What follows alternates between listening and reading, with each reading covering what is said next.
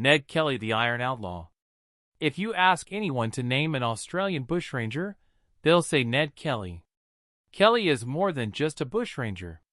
He's a symbol, a folk hero, an icon of Australian resistance against authority.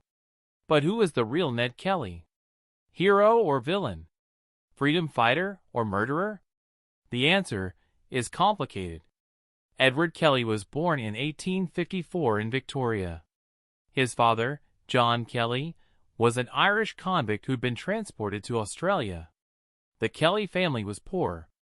They were Irish Catholic in a society dominated by Protestant English, and they were constantly in trouble with the law. Young Ned grew up rough. By the age of 14, he'd been arrested for assault. By 16, he was in prison for receiving stolen goods.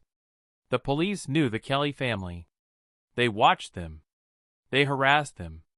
Ned claimed the police victimized his family because they were Irish and poor. The police claimed the Kellys were criminals who deserved watching. Both were probably right. In 1878, everything changed. A policeman named Constable Fitzpatrick claimed that Ned Kelly shot him during an altercation at the Kelly home. Ned's mother, Ellen Kelly, was arrested and sentenced to 3 years in prison. Ned claimed Fitzpatrick was lying, that he'd been drunk and had tried to assault Ned's sister, that the whole thing was a setup. Whether Fitzpatrick lied or not, Ned Kelly was now a wanted man.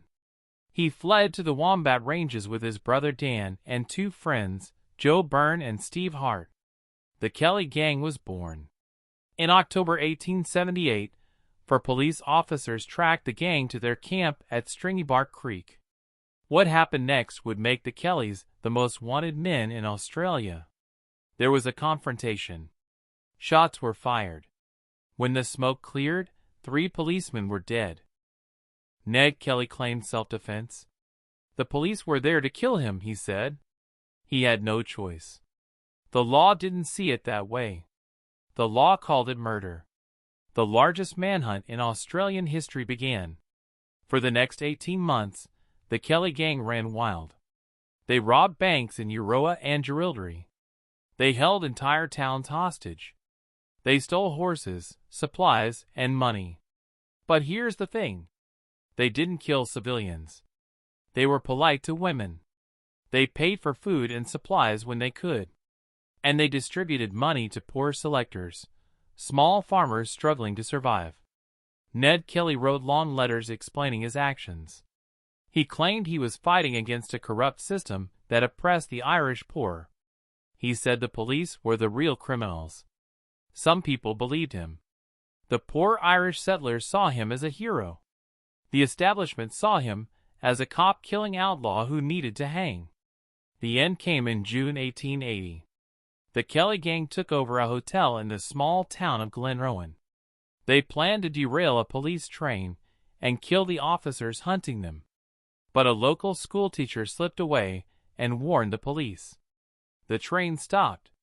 And suddenly, the Kelly Gang was surrounded by armed police. The siege lasted all night. The hotel was riddled with bullets. Joe Byrne was killed. Dan Kelly and Steve Hart died in the burning building. And Ned? Ned put on armor. Homemade armor fashioned from plowshares. A helmet. A breastplate. Shoulder guards. He looked like a medieval knight. Or a monster. Or both. At dawn, Ned Kelly walked out of the hotel, firing his revolver. Police bullets bounced off his armor. He seemed invincible. But his legs weren't protected. Police shot him in the legs and feet. He fell. They swarmed him.